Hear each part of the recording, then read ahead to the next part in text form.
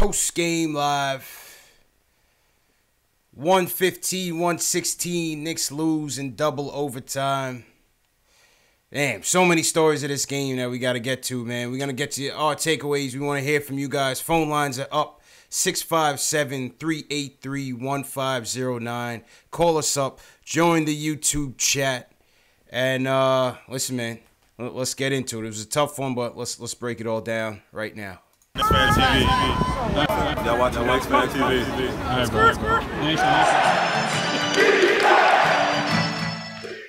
Post game live. CP from the Knicks Fan TV. My man Jay Ellis from the Nick of Time Show. This is the Knicks post game show for the fans, by the fans. Jay Ellis. Dog, man. We lost a tough one out there tonight, man. Who knew that this game would go into double overtime though? First and foremost, I did. Nobody did. I'm not even sure I wanted it to. I don't. Yeah, because it started off brutal, man. Ugly game, man.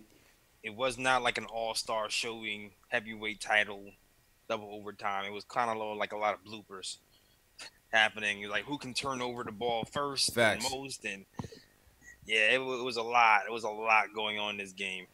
That's a fact. Like heroes, follies, people were getting minutes that you used to getting minutes. So much, man. So much, man. Well, first and foremost, the story tonight, I think, was it's kind of funny how the story kind of started and ended with ISO, right? They sit Timmy down with the bad back. You figure he wasn't going to play after last night, although he was available. ISO gets the start, gets shut down early by the Bulls. They game planned for him perfectly, doubled him from the beginning, and he was basically a no-show in the first half. And conversely, they had their own ISO. This kid, Blakely for the Bulls, undrafted kid, he starts coming in and lights the Knicks up for 14 points in the first half. So you know the Bulls were kind of wanting to make their own story in the first. Obviously, Zach LaVine was a problem to be had. Offense just didn't have it going. The point guards largely ineffective once again. Frank is regressed. Another game where he regressed, let's be honest. But you know what? Tale of two halves once again, because Enes Kanter, give credit where credit is due. He's tight about losing that starting spot to Money Mitch. Oh, yeah. Crushed it tonight. Definitely crushed it. A power double game for Kanter. I think he had about 20 points, 20 rebounds, 5 assists. 7 assists. 7 assists. Monster game. I stand corrected. Monster game by Kanter tonight. Another unlikely hero in Moutier. But then he turns into the GOAT. Yeah. I mean, damn, man. You know, what'd you see out there, man? What were your takeaways, man? Man, I'll start with Trier. Trier came in on, man. No fear, Trier. He saved our butts a few times. You can't expect more from a rookie, man. I liked what I saw from Trier today. He was shown NBA double teams for the first time. It took him out of his comfort zone, like you said earlier. But he found a way. He found a way to kind of draw fouls and to get into the game when the game mattered. Unfortunately, I think he might have been gassed, or maybe a combination of overthinking some things and being gassed at the end. Yeah, where he couldn't help kind of finish that game off for us. But that's one thing I noticed. Two, with Kanter, this is the type of game where Kanter can thrive. You know, like Mitch didn't have a good game today, but the Chicago bigs, right? They don't have a three-point shooting big like all the other teams in the league. So Fizz was able to kind of maximize Kanter's output today without having to worry about him being put on some guy who's going to be shooting threes all day. And he kind of made light work of these centers on the Bulls. Got a lot of offensive rebounds. Him and Vonleh kind of tag team some people. Got a lot of offensive rebounds. And you saw what we had today, man. 2020. And also there's a nice kind of chemistry budding with Kanter and Mario Hezonja. Yeah, not defensive chemistry. That's for damn sure. Because defensively, like I said, Mario Hezonja puts the Matador D in Matador defense. But you know what? Still offensively, they were clicking. You know, I think down the stretch, Mario kind of faltered. Mario's kind of built like a damn noodle, man. The dude just can't finish at the rim for nothing, man. I don't know, yo. Mario was so strange. He can just be killing it all game, and then all of a sudden he just chucks up an air ball, and you're like, where did that come from? And then he gets it ripped. He got no strength, man. Mario got to build up, man. But that's neither here nor there, because they're still in the game, led by Emmanuel Mudiay. They call him Bootier, but let's be honest, that third quarter, Mudiay was the best of the guards tonight. And give credit, he had his best game of the season, man. Give credit. Give credit where credit is due, man. Mudiay played well until that last play we'll get to. But go ahead. Yeah, best game of the season, man. I think he had the highest plus minus of the team today with plus 11. He got to the hole and didn't fall, which is amazing. Yeah, he kept it. He finished. Mudiay finished in a clutch moment of the game. He finishes in that double OT, man, or it was a single OT to bring it into double. Mudiay finished, man. He must have been watching a ton of tape, though, because I've been saying time and time again. I'm not sure if I said it on this show, but Mudiay has a problem finishing because he doesn't use his body well, as big as he is. Yeah. Like you watch these other guards out here, they throw their body into the defender to create space. Trier does it, Burke does it, but Mudiay kind of just avoids contact and he ends up kind of losing his balance all the time. This time I've seen him actually throw his body into the defender to kind of gain some balance and finish those layups.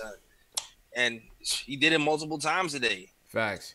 Give him credit because he kept us in that game. But and we'll get to that last play in a little bit. But what did you think of? ISO had that clutch three down the stretch.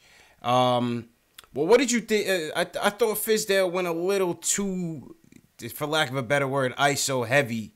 Down the stretch. I didn't really like his play calling out of the timeouts when we were trying to get those buckets in overtime, man. It was just too much ISO with ISO. What did you think about that? Yeah, it was strange. It was like, okay, so ISO is the lead guard now? I guess that was strange. Maybe he was trying to cause some mismatch problems, knowing that they were doubling the whole game, thinking that maybe they would double and he'll be able to find the open guy. Maybe that's what he was thinking. He trusts ISO so much. When it was just Tim Hardaway Jr. in that Pacers game, ISO kind of stepped up and made some clutch buckets. He's the only one that can kind of choke.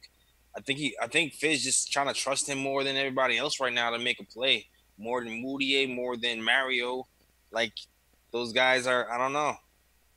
I think it's a trust issue right now with everybody else. Yeah, I agree. I agree with you. It's definitely a trust thing. I definitely agree with that. But I just thought there was a lack of imagination with the play call. I mean, it was obvious they was going to Allonzo Trier. I mean, those one-on-one plays is so easy to defend. I just thought we could have used a lot more creativity on the play calling down the stretch.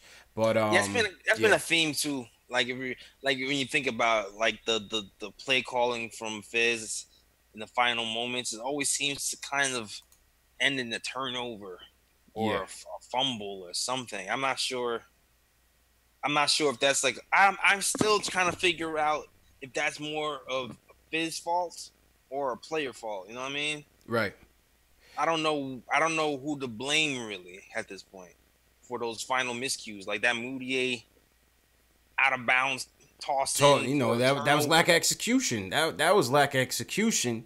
That one I wouldn't really put on Fizz, but the others with just going straight one-on-one with ISO. Give credit, ISO bounced back in the game, but I didn't like the play calling. I thought we could have been a little bit better with the play calling, man. Would you want to do a pick and roll with Mudiay and Cantor? Something, get something going. I even like when they had they inbounded the ball and they were running those screens for Dotson, who was getting open looks for three. Even something like that. But I mean, just to, give it to ISO and let him go to work.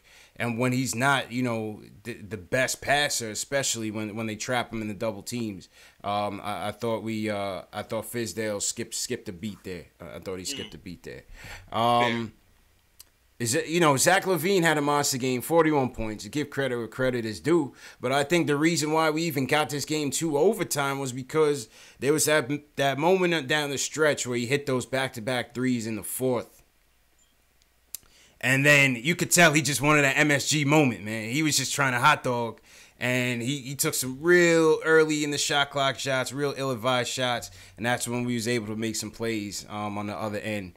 And get the ball into overtime. Yeah, man, LaVine was killing us all night, and yeah, I feel like Fitz tried to kind of counter a little bit. He kind of trapped them a few times, caused a key turnover at one point. Yeah, that helped kind of tilt the game our direction for a stint.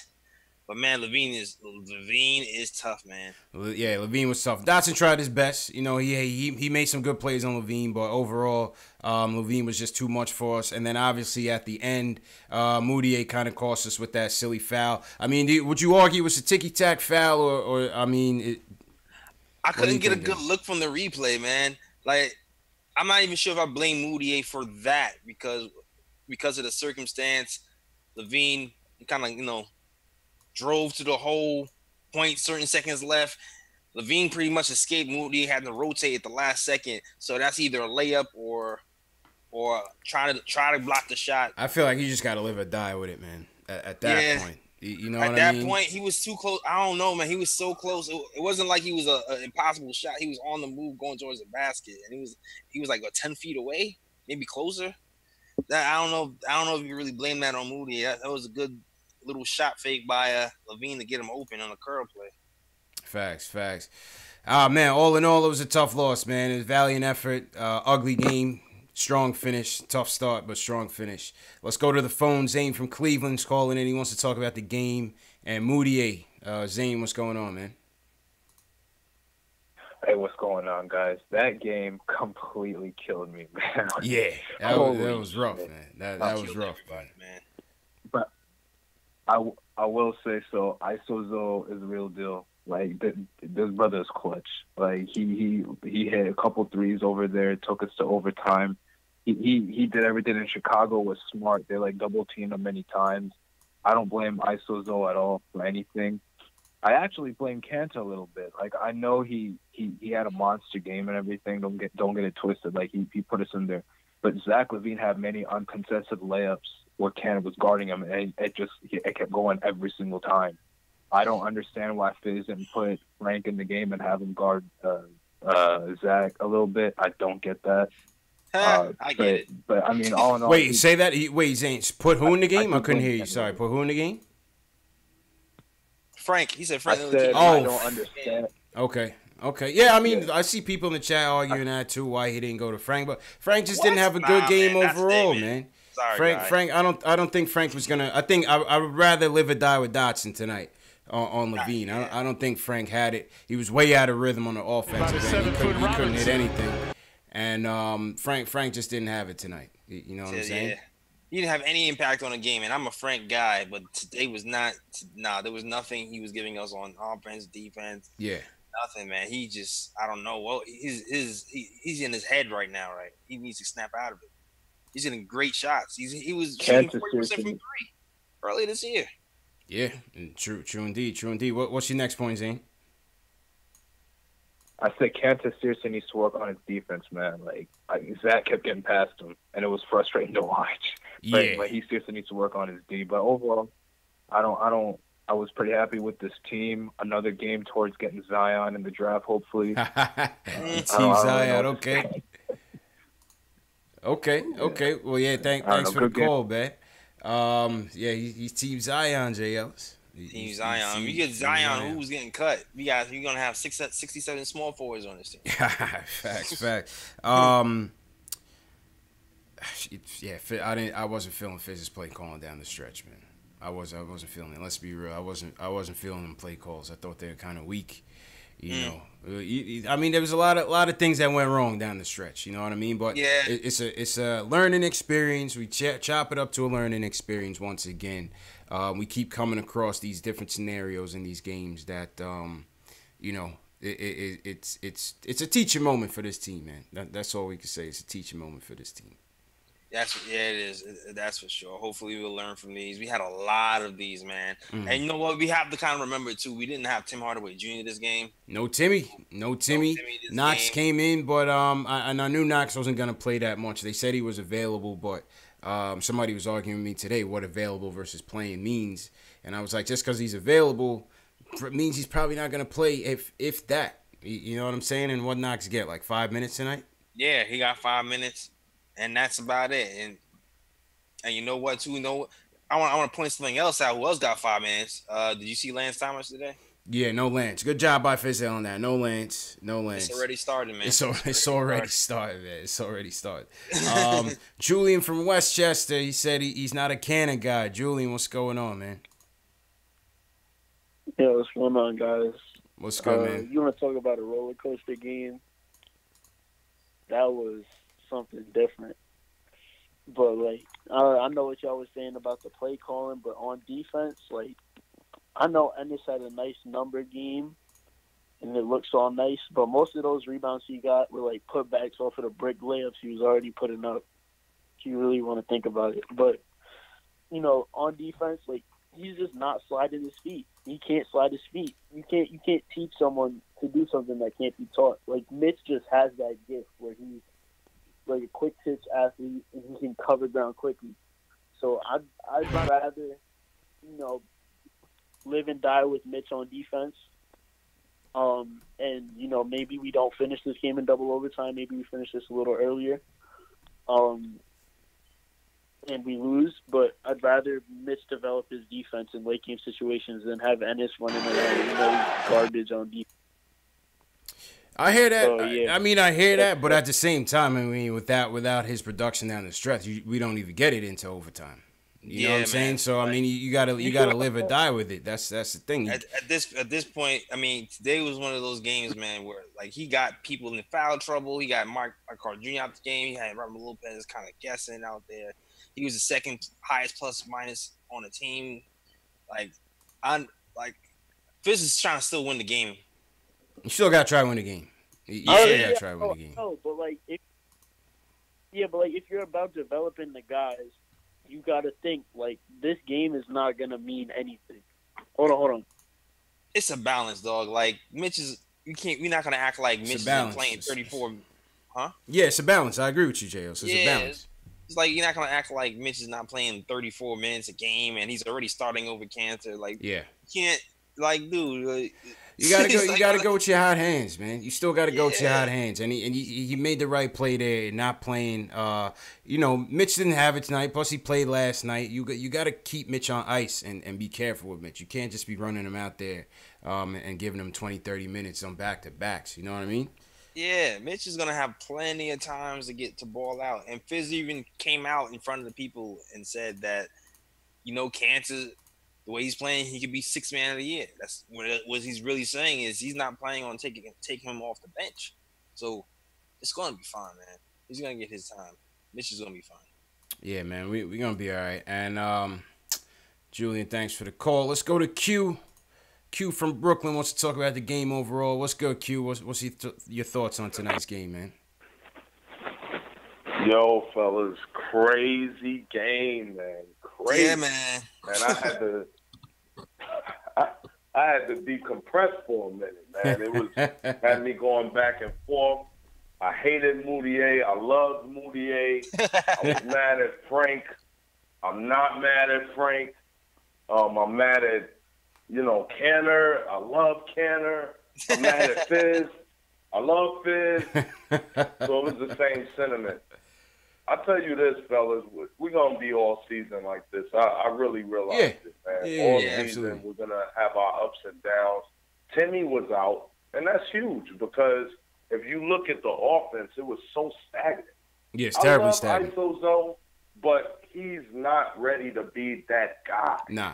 And it's funny because after the Wizards game last night, a lot of people was in the comment section talking about they need to give ISO a shot at starting at the 1. But clearly, as you saw tonight, he's not ready. Number one, he's too tunnel vision. And number two, you saw it. Right out the jump, the Bulls was able to key in on him right off the jump. Took him out the game.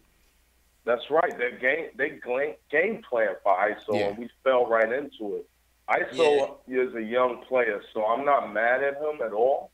But Fizz got to control these kids. You know, Fizz kids, it's great. They come into the game, they stay hard. The Bulls suck too, by the way. Let's be honest. I mean, they look like they in full tank mode already, and it's only the 11th game of the season. They look like they in full tank mode.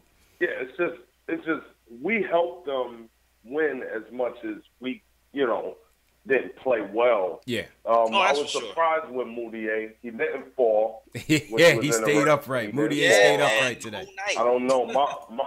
Man, Mama prayed for him tonight. Mama prayed for him, man. Yeah. So it was just different right there. But I don't think we're gonna get that out of Moutier because he doesn't have an IQ. You look at him and Mario, they just don't have basketball IQs. They look like straight AAU players, dog. I'm serious. They look like AAU 17-year-old players. They have talent, but they don't have the IQ of the game that you need at that NBA level. Now, I'm not saying that they're not serviceable, but they're just not the guys. But at the end of the day, fellas, we had a tough loss. We know what we have in the future. It's going to be beautiful. And Jay Ellis, you need to give yourself some credit, and you need to keep pumping it up. Your free Dot is out of control. Dot is the most consistent player that we have right now on both ends of the ball. Oh, I know this. So man, it's beautiful. But the last point, fellas, is man, Frank took 2 steps back. Man. He didn't look confident. He looked like he was lost. He kind of looked like he lost a lot of confidence after he missed shots. He needs to focus on just staying stellar defensively and letting everything else come. And that would be best for Frank. But I hope Fizz didn't all of a sudden fall in love with Moutier and mess up Frank's development. Because I promise you, Moutier is not the future. He's not. He's not a player that wants to be better. And this type of NBA, Moutier should be killing people. He's strong. He goes to the hole. He should be able to finish, but he still got those problems. Still problems, man. Q, appreciate you, bro. We can't do that, man. No doubt, player. All right, man. Yeah, nah. I mean, listen, JL, Q's right. There's gonna be nights like this.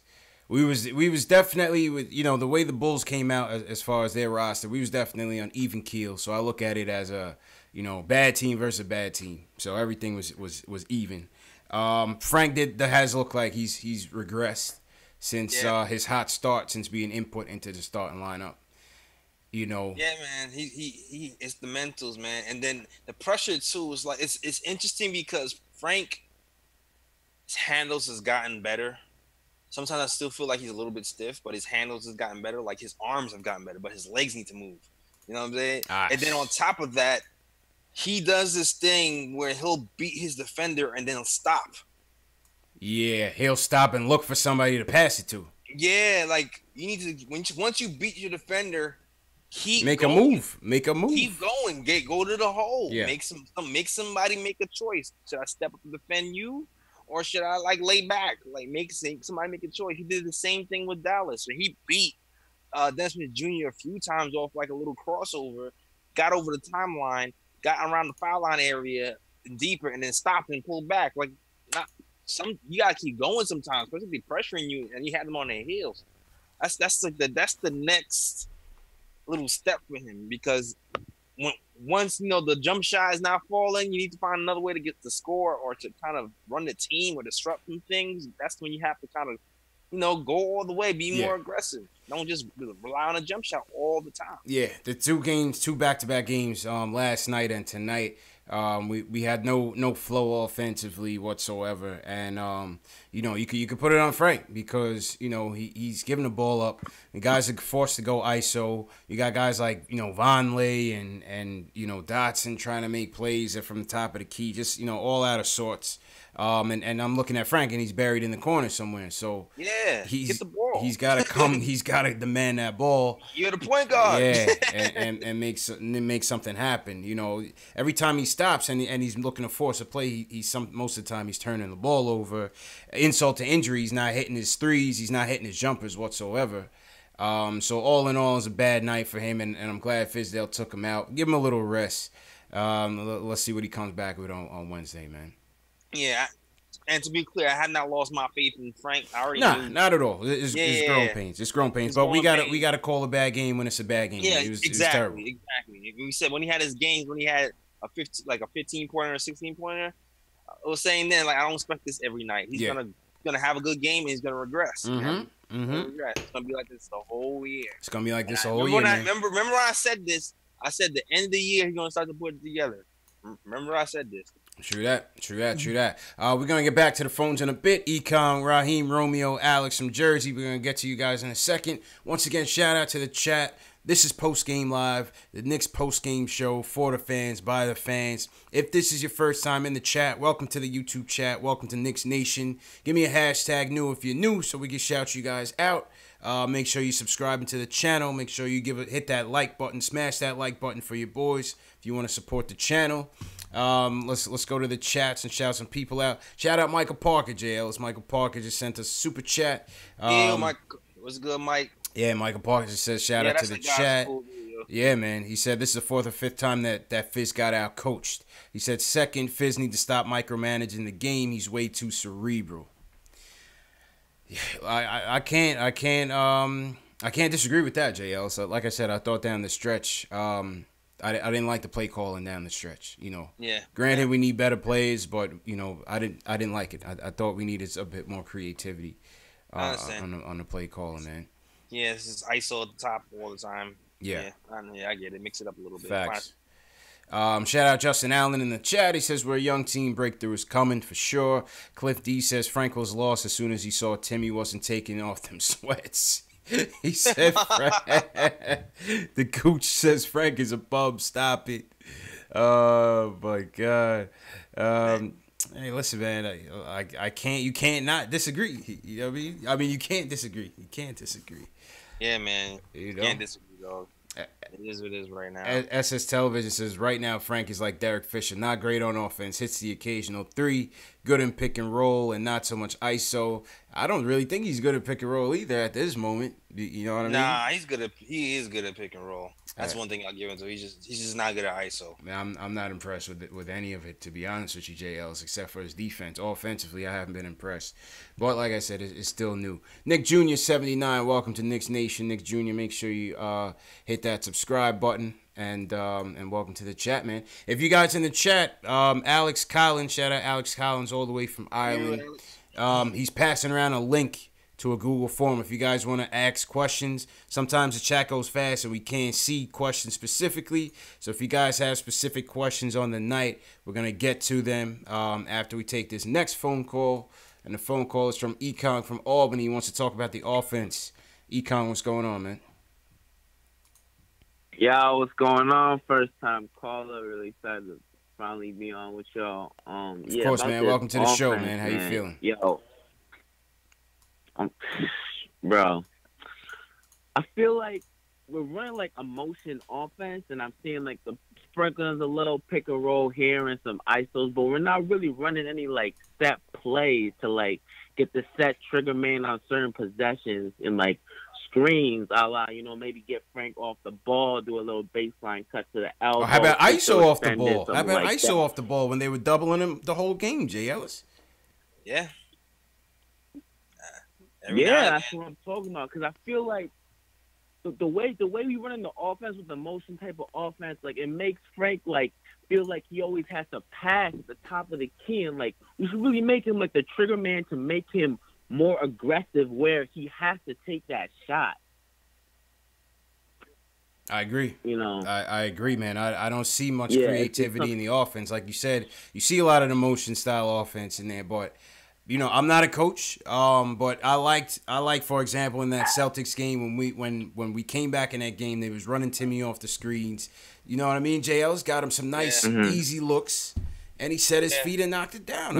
Yeah, I could easily see Dotson doing that too. Like Yeah. you said earlier. Dotson is good for one of those. Well, they did. They did on those because out of bound plays. They were running in for Dotson, and he hit a couple threes, and he missed a few tonight. I mean, I feel like we haven't really had a high assist total game like this season. I don't know what our assist total, like our highest assist total for a game, but I feel like we haven't even cracked like past like 25, 26 assists a game, which is like we did on the Dallas game. The Dallas game we had 26. Yeah. We did in the Dallas game, but you know, I was curious to see once they buttoned up ISO in the first half. I was curious to see what type of adjustments we would have made in the second, and we really didn't make any. I thought the Bulls just went away from their defensive schemes, and ISO was able to get through in the second half. I think what happened. Well, I think what happened was ISO was just kind of more deliberate in his passes in the second half. Before he was trying to out dribble them, and in the second half he was like, I think they put him more in the middle of the floor in the second half. Let's have more options to pass, and end up just giving it to Cantor and have Cantor bully him after the first pass was made. Indeed. Econ, appreciate the call, my dude. All right, thanks, man. All right. Yeah, that was Econ up in Albany. All right. You know, oh man. It was a lot of things, man. A lot of things. I wanted this game, man. You know, I wanted this game too, dog. Yeah. I wanted this game bad, man. I'm tired of losing these little close games. Yeah.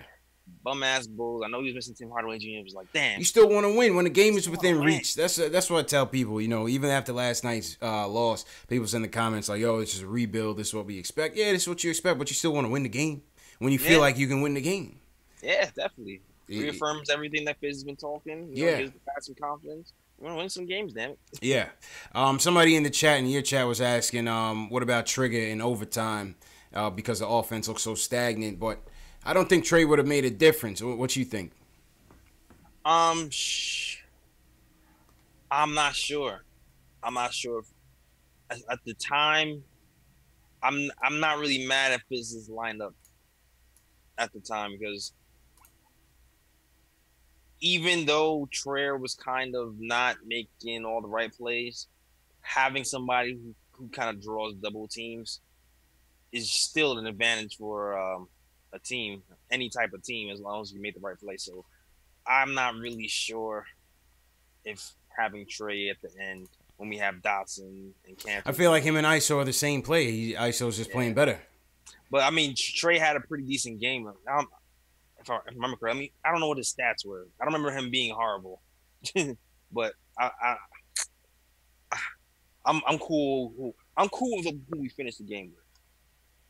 Yeah, I didn't mind it. I just thought, you know, we just didn't execute down the stretch. But it's all good, man. All right, let's go back to the phones, and then we'll get to our player ratings. Let's go to Raheem in the Bronx. He wants to talk about Moutier. Raheem, what's going on, bro? Hey, what's going on, fellas? Raheem from the Bronx. What's good, my dude? I'm a first-time caller. Okay, well, welcome to the show, hey, man. What's good, guys? Hey, man, welcome. Appreciate it. Pretty much, I don't want to ruffle any feathers with what I'm about to say or anything like that, but I want to talk about Frank, man. Frank, to me, his ceiling is right now, to me, is Tony Allen. I don't see point guard in his future. It's hard to be a point guard when you don't have a handle, and I really don't see him being able to orchestrate an offense as far as dribbling and getting to points on the floor where he wants to get. And, you know, when he has somebody press him or step up on him in defense, he kind of gets rattled and he doesn't know where to go with the ball. So that'd be the start of where we have our problems, the root of our problems. So it's like I would rather see Moutier struggle, even though he doesn't have a high basketball IQ, but at least he doesn't get rattled when people press on him. I don't know what you guys think about that. What you think about that, JL? I mean, I think I said this before. I feel like his handle has improved last year. I feel like the problem is his confidence and I feel like his footwork is more the problem sometimes too, more than even his handle. Like, he does get rattled. Like, I feel like this season, he handled pressure well in spots. Like there was a time when he has this like little go-to move he goes to when he gets pressed, when he gets between the legs and drive, and it's worked a few times. Yeah. But then I think when they continue pressuring him the entire game, he has a little bit of trouble. Like he can be in one or two spots. Yeah. Not the entire game. I feel like the thing with Frank that's going to be interesting and that's going to ultimately determine how effective he's going to be at running the point is, can he improve on those skills that may or may not be teachable at this level? Like, he doesn't have separation speed. You know what I mean? Like, you can't teach speed. But could he be effective enough at still breaking down defenses without that separation speed? Secondly, is the handles. He doesn't have the handles. Like Raheem is saying, to be an effective point in the league. So I think those are the two areas. I'm just not sure. You know. The thing is with Frank, though, like at his height, like once you get by somebody at a guy who, if you're 6'5", you get by somebody at that point.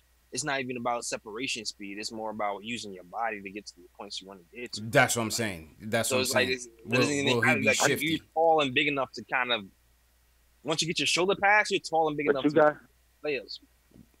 You guys don't see him more of a 2 though. Like he reminds, like he could be like a good version of Tony Allen if he works on his jump shot. Like, he could because that's something that you can improve on is your jumper. He could, and like I said, I'm not ready to give up on him. As a point, he might not end up being a point. Give up on him. I want you guys to get me wrong. I don't think Frank is a bum by any stretch of the imagination. But when I watch him play, I don't see point guard. Like he doesn't have that point guard swag that I could get to anywhere on the floor that I want to get, and I'm going to get my guys a shot. He doesn't have that kind of a game to me. Like, he has that game like, I want to dribble, I'll get it to the three-point line, I'll pass, go set a screen on the opposite side of the floor, stand on the corner and wait for things to unfold.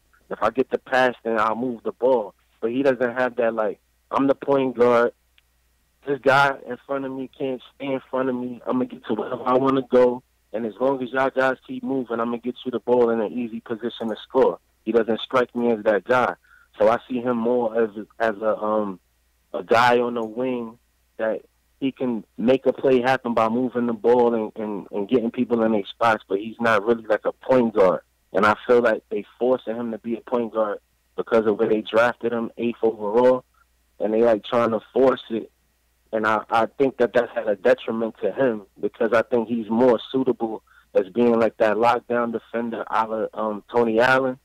And if he works on that jump shot, he could be that guy that stands in the corner and hits that three, and then he'll be that guy that locks up your best offensive guy on the other end. That's why I'm at with Frank. But I don't think he's a bum. A lot of people gave up on him from where I'm from, but I just don't see him as that point guard guy. Indeed. Appreciate the call, man. Good points. Definitely appreciate the call, my dude. All right, I appreciate it, guys. Keep doing what y'all doing. I appreciate y'all. All right, appreciate it, man. Yeah, I mean, I've heard that. He's heard that argument before. I mean, people do have valid concerns about his aggressiveness. You know what I'm saying? Listen, I think the concerns about Frank is valid, and I think the people that preach patience about Frank are equally as valid. Exactly. Like, there's been games where I felt like he was the guy who ran the offense the best. Like, there was a times where he didn't have a good shooting game, but he had 7 assists or something like that. Or he got people into the spots, and the offense just moved more fluid when he was running. But then there's also times when we need somebody to be aggressive to kind of break things down, and he hasn't developed that part of his game yet. So that's the part that's missing from Frank right now. And that's something that we probably needed today and even yesterday. And there's other times when the Frank that's running the offense and getting everybody involved is the Frank that we need. But he needs to work on that other side, that aggressive. And Alex Dominic in the chat, so he's right. He's a project, man. Frank is a project. And, that's just what it is at this stage in the game. But like I said, listen, we are the Knicks. New York has always been a point guard town, and we haven't had stability at that position in a long time, bro. Long time. So the impatience of the Knicks fan is understandable. Let's just give this kid some time. We got nothing but time right now. We losing games. You know what I'm saying, JL? So what are we? 3-8 on the campaign. So it is what it is, man. We'll just take it one game at a time and hope that he can improve. The one thing I'll say too about Frank being a point guard is because of his defense and how many attack guards there are in this league. If he can develop as a point guard, that'll be our best case scenario because we haven't really had anybody who can stop the snake at the head in a long time. You know what I'm saying? Perimeter defense been our Achilles heel as well. Yeah, so we have somebody like that can stop the snake at his head, and then KP back, stopping penetrators, and then somebody in the middle. Then we should be all right. But we need somebody to develop. Yeah, Frank to develop for. My guy Gabi Martinez in the chat said last best point guard we had was Jeremy Lin. Oof. I don't even want to hear that name, man. That was like 2 weeks, man. Insanity was like 2 weeks, man. I mean, you know what I mean? The younger generation, man, they overrate Linsanity, man. It was a cool stretch when we was trash, playing like trash. But let's be real, man. Jeremy Lin didn't have no longevity here, man. Yeah, man. I mean, it was a nice run. I mean, maybe it could have been. I always thought about this too. Like, I wonder if it's like the freaking Mike D'Antoni was able to maximize his skills. Yeah, I thought so. I thought so. But I mean, you know, he's a journeyman point guard at best. You know, he had a good stretch for us though. Shout out Jeremy Lin. I can't hate on him for that stretch. All right, let's go to Alex from Jersey. He wants to take another side to this can of talk. Alex, what's going on, man? What's going on, fellas? How you doing, bro? Man, that was a depressing game. Tough loss, man. Yeah, I mean, you know, a lot of our games, we get off to very slow starts. Our offense doesn't get moving. And I know people want Mitch Rob in the starting lineup. They want him to develop. But I think he could develop just as fine on the bench coming off as maybe the new sixth man, probably not to Trier or something. But Cantor can just get us in a flow early on. And I think we really need that. Well, I think in fairness to what you're saying, I think on one hand, Jay Ellis, the thing about Cantor is that when the point guards play like shit, you can dump it down to Cantor and, you know, he'll play his back down game and score points. Right. On the flip side, he could also do what he does off the bench and still finish the game. Right. You know, so go ahead, Jay Ellis. I mean, I just think in these situations, I don't really think it really matters whether he starts or finishes the game. Yeah. Or starts or comes off the bench, as long as, you know, he still might find a way to finish the game if we need him. I mean, there's an argument for both. Right now, what I like about Mitch is the speed he has, and the defense. He's really sharp on his rotations on the defense end. And I mean, he had a bad game today, but, you know, here's the bad with Mitch. He struggles against those bigger centers, right? And that's where Cantor kind of shines a little more. The reason why Fizz was able to kind of ride Cantor as long as he can today was because the Bulls don't have a stretch big. The stretch big that they do have on a squad was sitting on the bench injured with a bad elbow or something like that. So you were able to play Cantor, you know, 30 plus minutes with no crazy disadvantage. He's just back everybody down. Everybody's pretty much the same speed as he is. Yeah, and Robin Lopez was looking atrocious out there today. What happened to Rollo, man? He hasn't been playing, man. He's been playing. He's been the mentor there. Sheesh. He can't come to the cookout. Came in for one block and then left. Yeah, he came in for one block and left, man. Yeah, pretty much. Yeah, man. Alex, appreciate the call. I hear you, though, Alex, man. We appreciate the call, man. I hear you. Yeah, man. Listen, I'd rather go with Mitch. I just think at the situation that we're in, we want to win the game, but I want to see what these kids are made of as well. You know what I'm saying? So I want to see Mitch in there. And Mitch looks like he's ready to go. Ain't no G League for Mitch, that's for sure.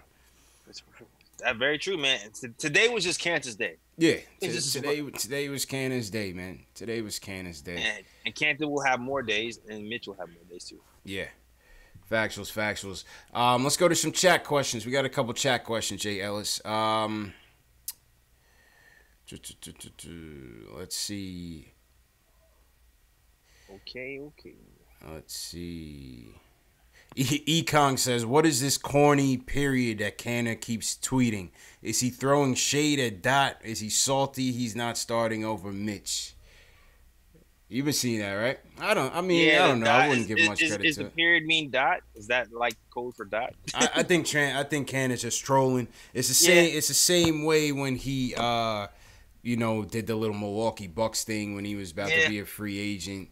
You know what I'm saying? I think he's just trying to stir up reactions unnecessarily though, JLs. I really don't think it's necessary. You know what I'm saying? Why bring more attention to yourself when it's supposed to be about the team? He likes attention on Twitter. He likes that attention, man. He likes that attention. Yeah. I think once he did the first time and people reacted, he kind of got off with it, so he did it again. Yeah, I think that's what it is. I think that's what it is. You know, he likes that attention, man. But the joke will be on him when he's not on the team next year. So let's just keep it a buck. Just keep it a buck. You know what I mean? The joke will be on him when you're recruiting everybody and they get rid of you to get KD in here. But man. Let's just keep it real, JL. But I like Canada. Stop messing with my boy, yo. Stop.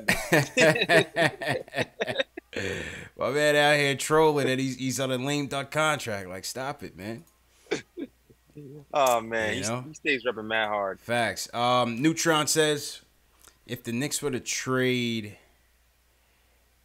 no, I can't even entertain that. I can't. Sorry, Neutron. That's not a good question, man. Stop. Stupid video says, is it a bad idea to switch up minutes and give it to Knox and Mitchell? Switch up minutes. You mean switch up with who? Yeah, well, Knox. They're gonna bring Knox along slowly, man. That's the whole game plan. They're gonna bring Knox along slowly, and obviously you saw here tonight. He only played. Let's see Knox's minutes tonight, and then we'll get into our play ratings, JL. I think he got 5. Let's see. Hold on. 5 minutes for Knox, and that's what Fizdale said anyway. He said he really didn't even want to play Knox until he got good 5-on-5 practice experience. So that 5 minutes was kind of like his practice. You know what I'm saying? Nothing too much, nothing too little. Just a little just a little bit for Knox. So bust a sweat. Yeah, just to get a little sweat in and that was that, man. All right, JL, so let's get into the play ratings for a few guys. We won't go through the whole roster, but let's get into the play ratings for a few guys. Let me know when you're ready. Let me get my player ratings music on. The play ratings for tonight, 116 and 115 loss. Shout out everybody in the chat. Hit that subscribe button. Smash that like button for your boys. Let's see. Play ratings, JL. So let's get into it. What you think of Vonleh tonight? 35 minutes. Double-double for Vonleh. 2 blocks of steal. 4 turnovers. 3-10 shooting from the field. What did you get from Vonleh? Vonleh is always active. Yeah, he's active out there. Offensively, didn't really have it to begin the game. He was off, but he missed good shots, but he was just off. Defensively, though, he held his own, and he caused a little bit of havoc. So I'm going to give Vonleh a 6.5. Yeah, I give him a 6. I thought he was needed there down the stretch. Yeah. For defense, especially when Hazonia is out there, floating around like he does. Yo, Hazonia, I'm telling you, man, he's built like a damn pool noodle, man. But anyway, we'll get to Hazonia, man. You know those pool floats. You know those pool floats. He just, I don't know, man. He's lacking something. He's just lacking something everywhere for mental, physical, everything. But anyway, I give Vonleh a 6. Money Mitch, unrateable tonight. Yeah. Frank, unrateable. I give Frank a 2, if anything. Yeah, Frank is like a 2. Yeah, Frank didn't have it. Let's go to whole team dot. 18 points, 5 rebounds, 2 assists, 50% shooting. Jeez. 13 straight games, Jay Ellis, in double figures for Dotson. What's your rating for Dotson? I'm giving Dot 7. I want to say 7, 7.5. Yeah. I give him a 7.5 as well. I thought he had some timely jumpers down the stretch. I thought he did his best against Levine. Obviously, Levine got the best of him at the end as well. But he was a gamer. Dotson wanted that challenge, and he stepped up as best as he could. That's my guy, man. That's my guy. So freaking steady. Absolutely, man. So I give Dot a 7.5 as well. Let's go ISO. 21 points for ISO. After that, sluggish first half. Battle back. 21 points, 2 steals, 1 assist, 3 rebounds for ISO. Where you going for that? Had a clutch jumper in the fourth to bring it into overtime. Man. He's hard to raid too, man. But I like that 21. He got to the line a lot, though. He got to the line. 9 free throws. He got to the line a lot. He made some big baskets. I'm gonna give him that 7.5 too, man. Yeah. Even though the field goal percentage was low. Yeah, field goal percentage was low. I'll give him a 7. Yeah, I think I would have gave him an 8 if the field goal percentage was higher. Yeah. He made some passes and the turnovers too. I agree. I'll give him a 7 just for being aggressive out there and trying to keep us in the game for as long as he could. Shout out to ISO, man. He did his best out there tonight, but he just couldn't get the job done. All good. A little on the curve too, because he's seen so many double teams, and who else on the team was getting double teams? Yeah. Let's hope I want to see part of his growth and development, and part of Fizdale and the coaching staff is how do they get him some better looks when these teams are going to be keying in on him, forcing him to pass, forcing him left. It's going to be interesting. That's going to be the next evolution of ISO's game. That's what separates the good guys to the greats, from the greats to the superstars. So let's see. Listen what we talking about, dog. We talking about a guy who's undrafted. He's getting double teamed. This is like his second game when he's getting double teamed, and we're talking about the next stage of his evolution. Because he has the skills, man. He has the skills. He just has to, this NBA, man. They're gonna game plan for you. You know what I mean? They're gonna key in on you. I'm just appreciating that we're even having this conversation right now. True indeed. That's all I'm really saying. Like, we're really talking about what's the next stage of his evolution. What's the next stage? That superstar, maybe go-to guy. Yeah. Type of realm. It's like, geez, he's got a skill. Yeah, man. All Seattle boys, like Alex said, ISO, JC, and Nate. Those Seattle guys, them Seattle guards, it's just in the water or something out there, man. Yo, it's funny because I'm reading his comment and said he's lacking muscle in his core, but I'm like, he might just be all core strength, dude. Yeah, he's strong. ISO's strong, man. And he'll finish with contact time and time again. You look at his frame, and he doesn't look like much, but he's still finishing through contact like he's nothing. So I don't know. He might, if he get muscles, it seems like it might be show muscles, but it don't seem like he really need much. It seemed pretty strong to me, man. Facts. Seemed pretty strong to me. So let's go Super Mario. He was pretty super in the first half. Jeez. He earned his name in the first half. Finishes with 15 points, 6 rebounds, 2 dimes, 6 of 18 from the field. That's about 30%. What do you think? What do you think about Mario? I thought first half he's pretty good. Second half, he did good and bad. He did good and bad. Like he was hustling out there. He was making pretty decent shots. Got some nice passes. Then he made like a decent stop at the end when we needed, when he got in front of the ball. Like Jack, he's such like a polarizing guy.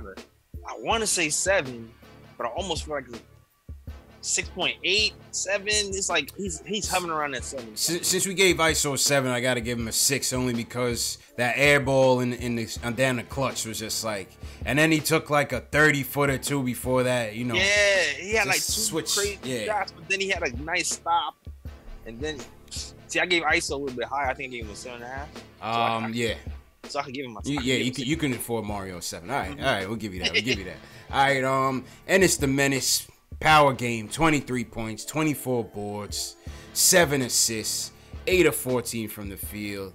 Yeah, the defense was lacking. It was real Matador-like out there, but I mean, you still got to give him credit. He carried us in that second half. He carried us in that second quarter. What are you giving Ennis on the night?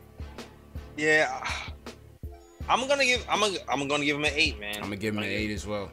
I'm gonna give him an 8. Like I know the defense wasn't good, but he was taking players out, dog. Yeah. Like when the Carter Jr. was in the game because of him, and then you had to bring Robert Lopez in the game to see what he can do, and he was just getting boards, and we had 7 assists. Come on. At least gotta give him an 8. I feel you. 7 assists. I feel you. We'll give it an 8.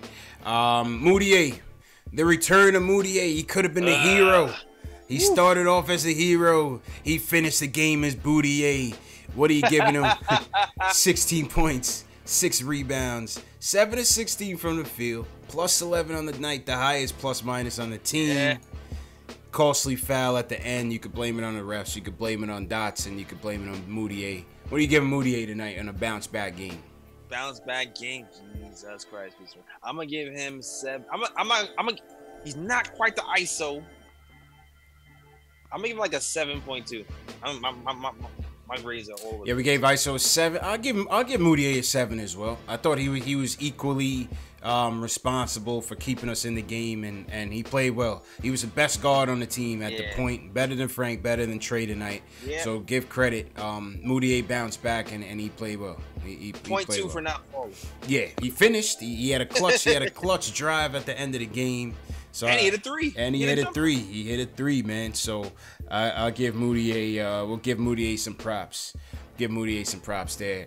And finish off Trigger Trey Burke, 8 points, plus 7 on the night, 3 dimes. Quiet game again for Trey. What are you giving Trey tonight? Trey. Yeah, 8, 42. I don't even really remember Trey's contributions. I don't remember him doing anything really bad. Yeah, I'll give him a 5. I'll give him a 5 for being Trey. I was gonna give him higher than a 5. He shot 42%, which is pretty decent. Plus 7, which means he had a decent impact. G. Andresi says Trey don't even need to play anymore. I'm playing my boy. He's about to get phased out. ISO about to take his spot. But that doesn't mean he played a bad game today. So I'm gonna give him like so. Yeah, I'm gonna give him a 6.5, 6.8. I'll give him around there. Okay.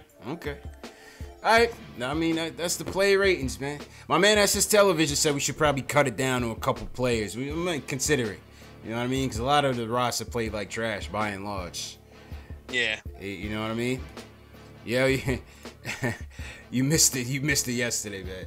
That was player age. Yo, you missed it yesterday. So Alex Collins was subbing in for you, as you know, yesterday. Alex, shout out Alex Collins for posting and toasting. I see. I got his posting and toasting logo still up. Yeah. Oh, do we? Oh shit, yeah, we probably do. All right, well, whatever. Mistakes happen. Yeah, we do.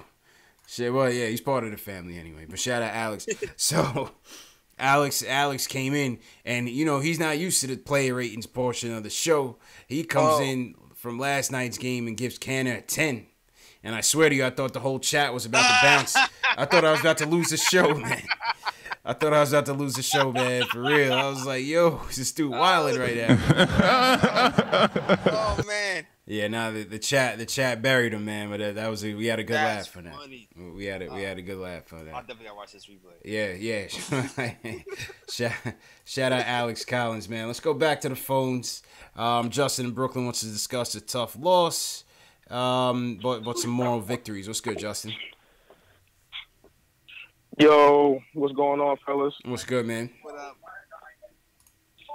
What's going on, y'all? Hey, I actually want to touch on 3 things, man. Yeah, we did suffer a tough loss tonight, whatever like that. But I feel like a breakthrough is coming, man. Kind of like how Miami was kind of pushing towards the East last year, man. I'm real hopeful, man. I'm thinking that second half of the season, hopefully we can get KP back, man. We could put together a nice stretch, man. What's y'all opinion on that? Based on how we're playing now. Yeah, I think it's gonna be more the same. I think it's gonna be a roller coaster. I think it's gonna be a roller coaster just because we're a young team, without a superstar, without a closer, inexperience abound, and I think you're gonna have nights like this. We don't know when KP is coming back, so I'm not sure. I don't see it. Knox looks like he's gonna be a slow starter this year. J. Ellis, what you think? What I'm hoping for, well, Tim Hardaway Jr. being out kind of hurts us. What I'm hoping for is a lot of close games. Or what I'm thinking is going to happen is a lot of close games, a lot of close losses for the first half of the season. Uh, Second half, we start to figure a little bit things out and get on a little bit of a run, and then get KP back. I don't think we're gonna make a playoffs or anything like that, but I feel like this is kind of the growing pains portion. I think John Macri was talking about how we might be like the 76ers kind of, round where we're just in a bunch of close games and then eventually we start to click at some point, but not make the playoffs. I think that's what's gonna happen with us. Yeah, man, I agree, fellas. I feel like the inexperience is that we don't feed the hot hand. I feel like there's times when Dotson will go on he'll score 5, or we'll get somebody that score five or better, and we're not feeding that hot hand to open up the court. But that's just the youth and inexperience. You know what I mean? Yeah, I agree with that, and that's also just bad point guard play. That ineffectiveness at the point guard. Yeah, fellas, and I'm a high believer in Frank, man. Me personally, I wrote in the chat. I feel like Frank, his sky and his max is a possible Nick Batum type player because people are sleeping on his versatility. What's your opinion on that? It could. I think regardless of what it is, you just want to see some more confidence. Confidence on the offensive end. You know what I mean? I would like to see his position get more defined as he continues to get older. But I think regardless of what it is, his confidence has to get there. His confidence has to get there. Definitely. Yeah, because Frank can actually stretch the floor. He's very crafty. Like the way he uses the screens, either to get to the basket to set somebody up, or just to use the screen to get an open three. He just got to get that confidence. He could be, I could see Frank close to like a 38, close to a 38% three baller if he gets the confidence. He's 6'6". Why not? Yeah, I mean he was doing that in Europe, man. He was a good 3-point shooter in Europe. So even before he got here, I was like, yeah, Jay, that's why I'm bringing it up. Jay Ellis, see, that's why I'm bringing it up. Like I watched Frank's his highlights. He was thriving as a 3-and-D kind of player, So he just has to have that to translate over to this NBA game, man. Yeah. Now, true indeed, man. Appreciate the call, man. Dude, definitely call back. Oh yeah, man. That was Justin from Brooklyn. Let's go to Fred in Jersey. Fred, Timmy didn't play tonight, man. Well, what was your takeaways on the game on this tough loss tonight? Man, first off, good to see y'all. I mean, good to talk to y'all fellas again. Yeah, man, likewise. Always rooting for y'all. Definitely appreciate it. Love the show. Appreciate it. But yeah, man, this game, I want to see if y'all agree, Jay Ellis and y'all, did Fizdale get out coached by Fred Hoiberg? Like a team that gave up almost 100 at halftime to the Golden State Warriors came to your arena. And, like you said, Timmy didn't play, but still, the Chicago Bulls is not a good team. And you're at home. And the reason why, and I didn't see most of the game like the first half I caught it in and out. But you could see they missed Timmy apparently. Oh, of course. But apparently they missed Timmy big time, man. They couldn't shoot. They couldn't hit nothing in the first half. They were terrible. Yeah. Yeah. Dotson went off. Dotson was. I like to see what Dotson is doing. Like when your star player is not there, it's good to see who's going to step up. And Dotson has been consistent. We love Dotson. We just hope. It's just that, but it just feels like Fizdale lost the game towards the end because he falls in love with Trier, and Trier's a great player. Like Trier's a good player, but he just falls in love with him, and it just handcuffs the team because you run into plays that's similar to what we see on Tim Hardaway Jr. Like the plays are similar, and this is like a free for all, and they just putting up bad shots so they don't get a good shot, But I just want to know if y'all agree that did Fizdale lose this game? Good question. I know. JL, you want to tackle this first? Go ahead. I like Fizz. It's hard to say because we didn't have Tim Hardaway Jr. I would say that the Bulls had a pretty good game plan, and they knew the double Trier, and that took him out of rhythm and took us all out of rhythm. So in that aspect, I can say the coach had a better game plan from the jump.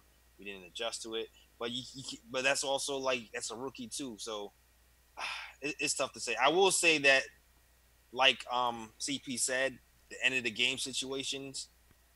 I didn't like the plays at the timeout, man. I did not like the plays at the timeout. I thought they were terrible. Yes, he was burning timeouts like they were going out of style. Yeah, I think he was nervous because we have such our track record is we blow plays towards the end of the game. So I don't think he has to trust the team that they're going to do the right thing with the game on the line. So I think that's why he was blowing those timeouts. Yeah, I would have liked to have seen a bit more creativity off the timeout. Somebody in the chat had mentioned maybe possibly running a double team at Zach LaVine a little bit earlier. I think they did that like one time before they made that last play where they fouled him. They did run a double team at him. I thought we weren't really that creative when he was going off a little bit. But I thought, also lack of execution. We saw some terrible 3-point shots taken by Hezonja. We saw Moutier, obviously, he made some good plays on one end, made some bad plays on the other end. Obviously, Canner is liable on defense. So I think the blame could go all the way around. Lack of good point guard play to even start the game and get us on a good tone, similar to last night's game. So I think you could point to a lot of things, but Fizz is definitely one of them, for sure. Yeah, I feel you. And the last thing, I just wanted to say, like, I know a lot of Knicks fans are here hopeful and deservedly so. Like, this is early in the season, and this is a pivotal point in the season because we literally play a tenth of the season has gone by, and what have we learned? Like in losses, we have to humble ourselves and see why we lost this game. That's why I point to Fizz because the Knicks the players fought. Like granted, the Bulls is a terrible team. They're a horrible team, but I appreciate the fight. I appreciate what they put out there to get back in the game and do what they had to do. But still, we can't be taking no L's like that because going forward, tanking seems like to be the best option. And it's too early in the season to be doing that. In the beginning of the season, but there were so many things going on being said. Like, people say, oh, Tim Hardaway Jr. never averaged 25 points a game in the season. To start off the first 10 games of the season, he's your best player on the team. And then these same people that didn't like Tim Hardaway Jr. was getting us all souped up about Mario Hezonja. And Mario Hezonja is like he's good, he's talented, but he lacks aggression. Yeah, like he looks lost out there. And then, but the shot selection is still the same at times. And I just feel like right now we should just look at what we got right now, and just understand that we got the right. I don't know. Like we just gotta just digest this loss or digest this point in the season, and just like really look at what we got right now.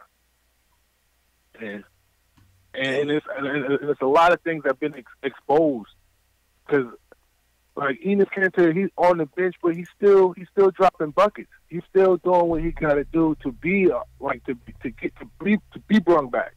Like Dodson is doing things, even if Knox come back, Dodson won't. He will still have a steady rotation in the game, and that's great. Like another thing, like who would have thought Ron Baker wouldn't be playing at all at this point in the season? Like I'm glad about that. I'm happy. I'm thrilled about that. But he can't play against the Bulls. He can't compete against the Bulls.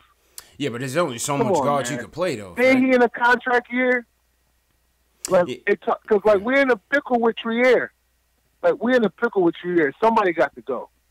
Well, I think the most likely candidate is going to be Cornette though. And appreciate the call, Fred, because we just got a couple more we got to get to before we wrap up. Yeah.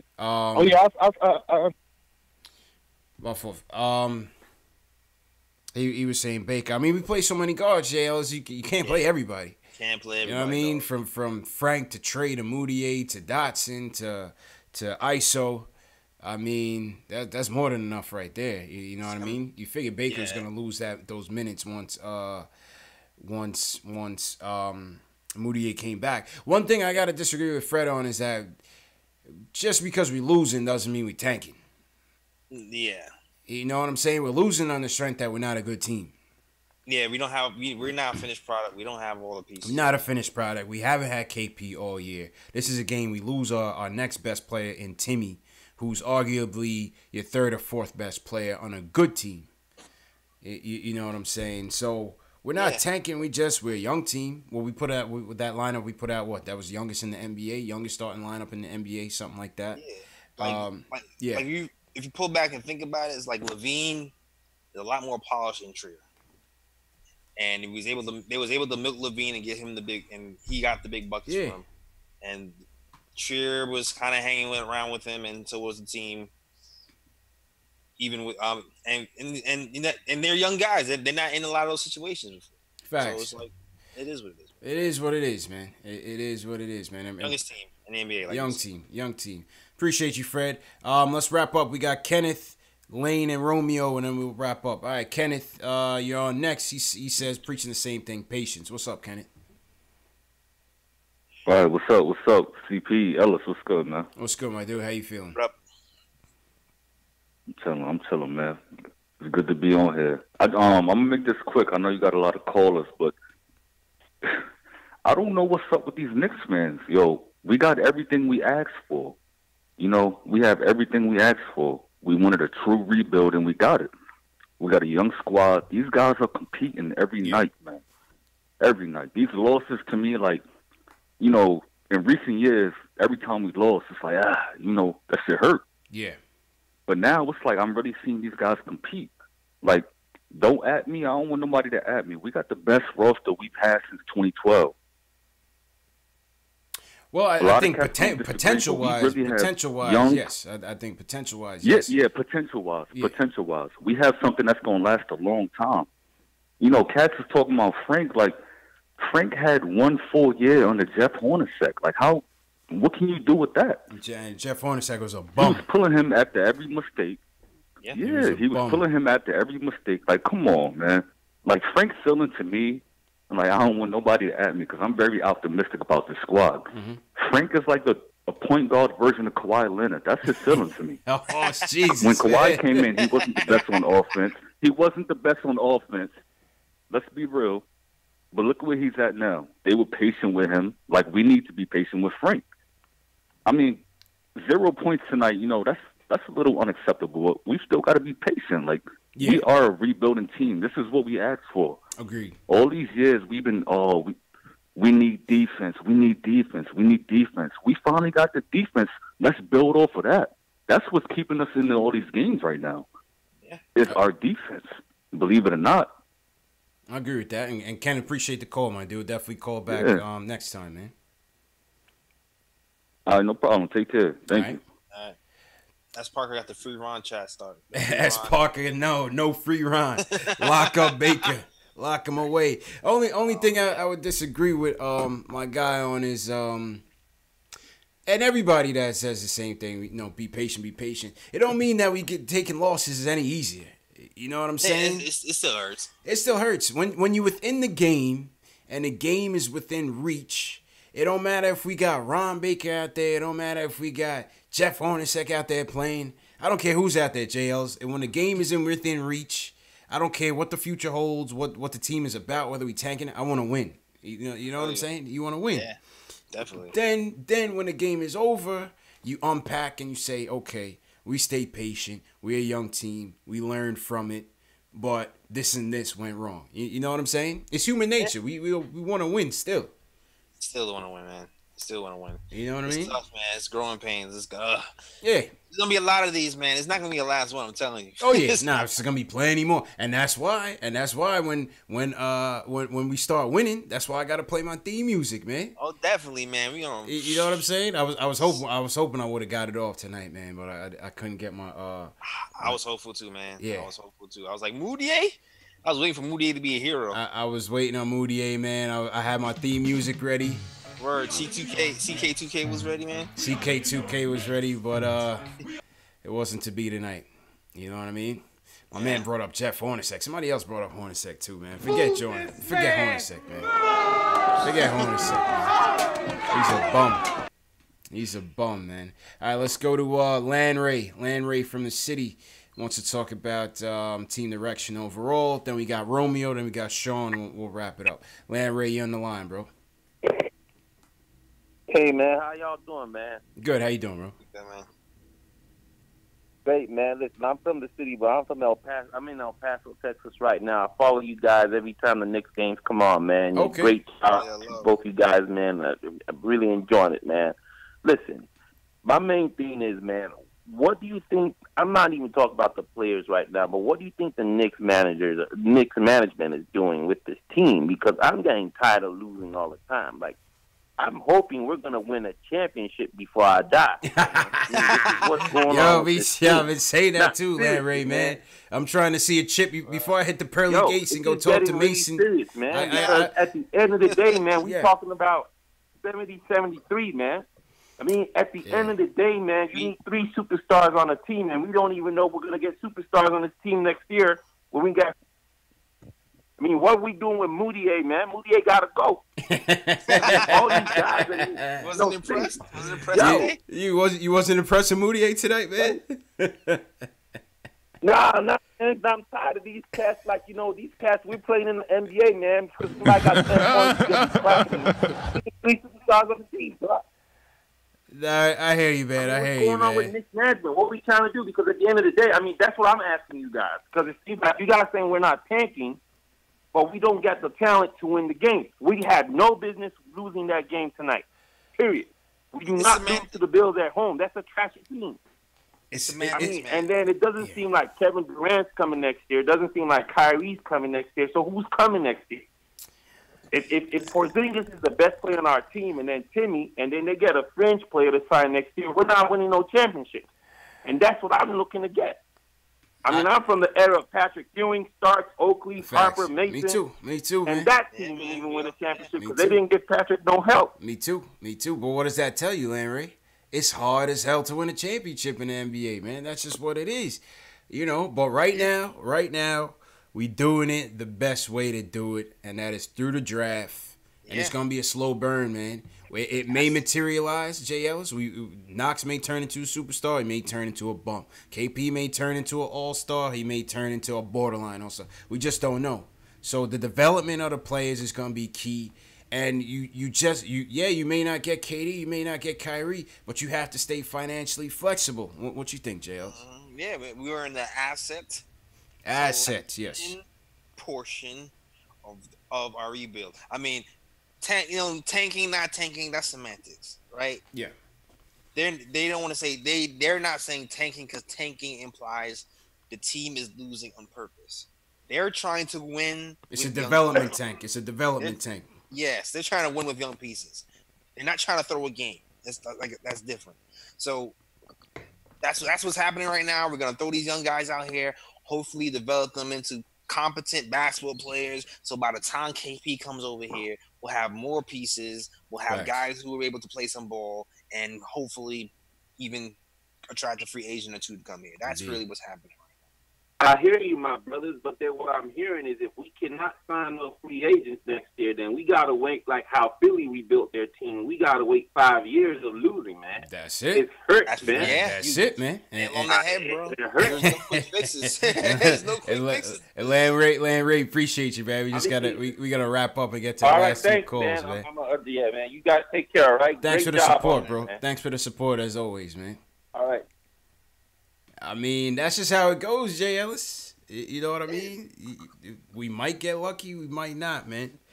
I continue to say it's the hardest league to build a championship, but we on the right path to trying to do that. You got to get lucky. Mm-hmm. You got to be in a position where you have enough assets to turn those assets into bigger pieces, like a la Danny Ainge, who's been doing it for the last 10 years and continuing to flip and flip and flip. And may end up with Zion with the third pick. and then we good. Like, listen, man, we know what we doing. It seems like this regime knows what they're doing with picks. We got Trier running the offense. He was undrafted. So, it's different ways to skin this NBA cat. We'll see, man. We'll see. Romeo from Brooklyn, he wants to talk about Zach LaVine's career high. Are you a Zach LaVine fan, and you just want to talk about how he trashed the Knicks? What's good, Romeo? I just want to talk about how he trashed the Knicks. Because the Knicks, I don't think the Bulls are my favorite team. Okay. All right. Cool, man. On that note, we're gonna let you go. And thanks for the call, man. My guy called and said the Bulls are his favorite team. J. Ellis, come on, man. Man. Come on, man. And the funny thing is, he was waiting for like a good 20, 30 minutes, man, just to get that off, man. Sorry, Romeo. I mean, the Bulls don't have anything cool like this. So. Yeah, sorry, Romeo, man. This ain't Bulls Fan TV, brother. You got to call Bulls Fan TV, my guy. All right, Sean, let's wrap up with Sean, San Diego. What's good, my dude? How you feeling? What's good, fellas? Your screener was good to me, but he dropped the ball on letting Romeo in. Yeah. Shout out KnicksFanTV, Dave. He was real good to me, but he was asleep at the wheel on Romeo. Yeah, man. Dave, we got to talk, man. No love for out of town fans, though. Even though I like to bring them on, because then we can trash on them a little bit, man. It's good entertainment, actually. Let them through, Dave. Every now and again.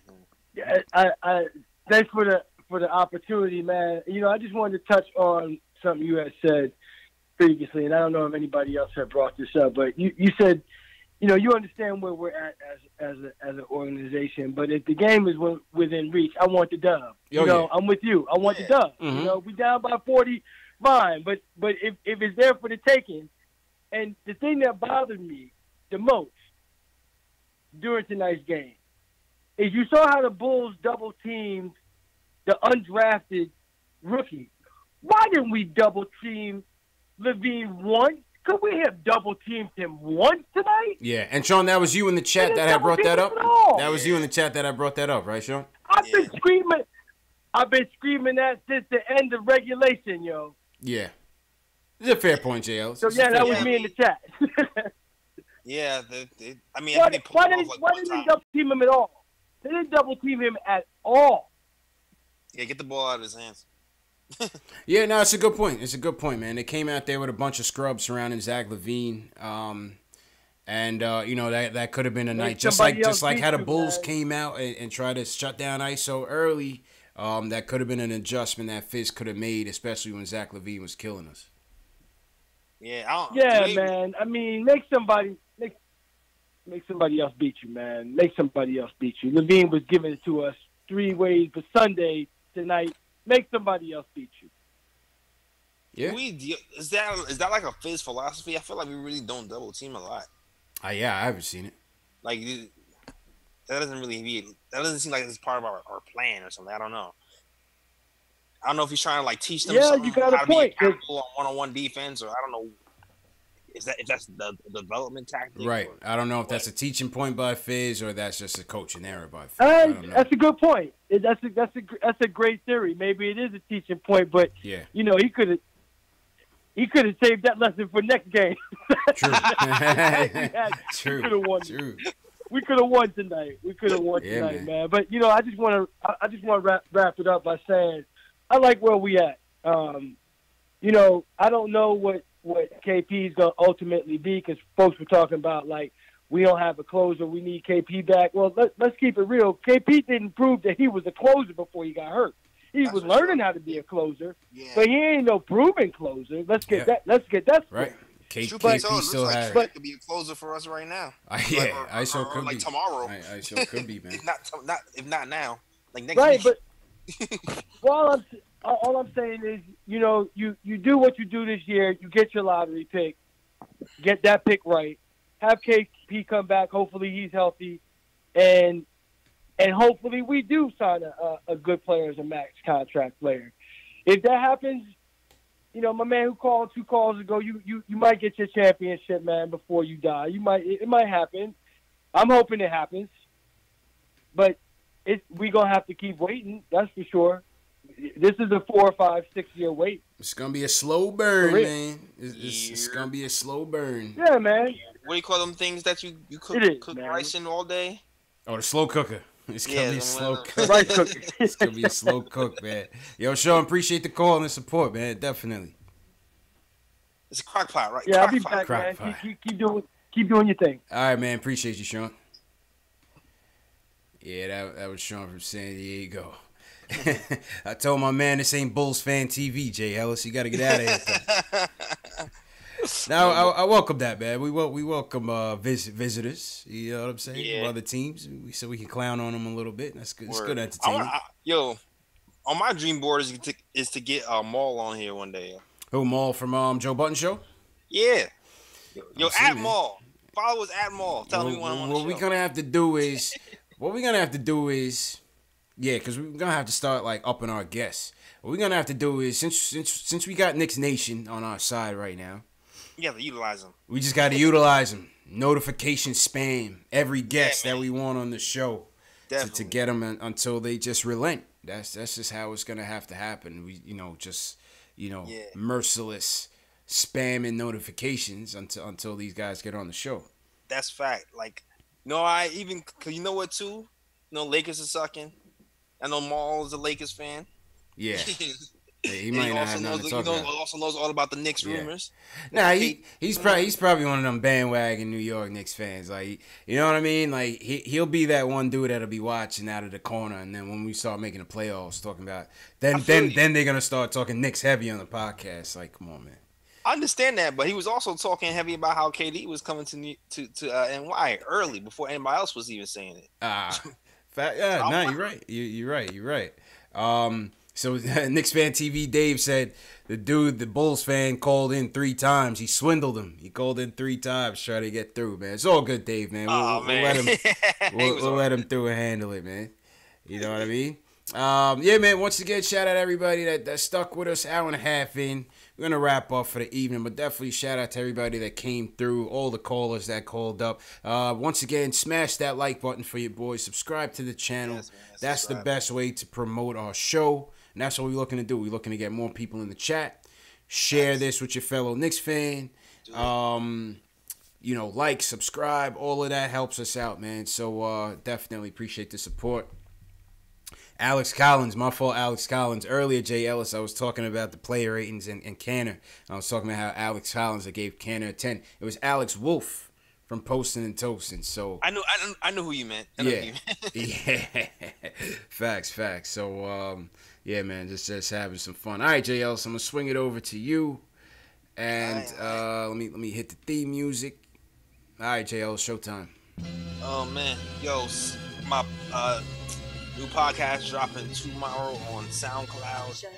You go to my descriptions, you will see all the links to all my various sites. You can find me, soundcloud.com/NickTimeShow. Merch, selling. I don't got none of the merch near me. Oh man. No, bro, you don't got no merch. Are you trying to sell merch? Move it, man. It's in the next round. But yeah, SoundCloud.com/NickTimeShow. Merch is thenicktimeshow.com. Yes, sir. /catalog. And also subscribe to the channels. I'm on my road to 1,000. Know what I'm saying? Like 300 away, 350 away somewhere. Okay. Hashtag get JLs to 1,000. Let's go. Yeah. And be on the lookout for the podcast is gonna be dropping on YouTube probably the next day after it hits SoundCloud. Okay. All right. Sounds good, man. Sounds good. And tough loss. 115-116 to the Bulls in double overtime. We'll get them next time. Appreciate everybody for coming through once again. Everybody who called in. Everybody who weighed in on the YouTube chat. Shout out to everybody watching on Facebook, on Periscope, Twitch, Twitter. We're everywhere, man. Shout out to everybody just watching on YouTube.